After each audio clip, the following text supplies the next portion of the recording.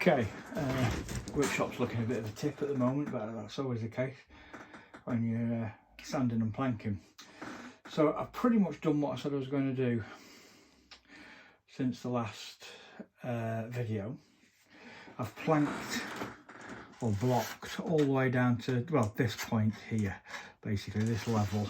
This plank runs up slightly, but I've also just wrapped a couple of bits of balsa wood underneath, so we've got that nice smooth curve. So if I hold that now, just check, you can see ultimately the shape of the hull is starting to appear. You can see that big tumble home that we've got there.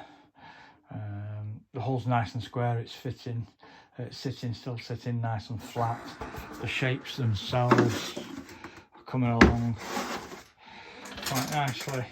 Everything's smooth where it needs to be, ready for the sheeting work afterwards. So it's coming along nicely. Basically what's left to do on the hull now, laying it upside down, there's the nice big flat bottom, is that quarter at the front and the same quarter at the rear. So probably the hull's probably 3/4 of the way sheeted now. Both of those will make up about a quarter put together, possibility a bit less, but it's looking pretty good. We've got that nice slight radius here, big radius here. This should sheet up nicely with some big pieces of armour plate run all the way down there on the real boat. So that's going to clean up quite nicely. This bit here, this was a bit trickier than I initially thought. So I kind of just started and took where the planking went, the way the planking took me about. I've got a nice flat edge here, and then it starts to curve here neatly, and then we've got the remainder is just where this fillet, this flat area runs in here.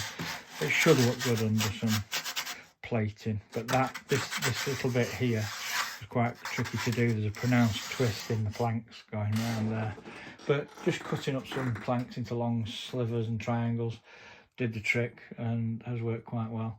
So that's where we're at now. That's about, what time did I start planking? Started planking about 10:30, 11:30. That's about 6 hours worth of planking and work there. I reckon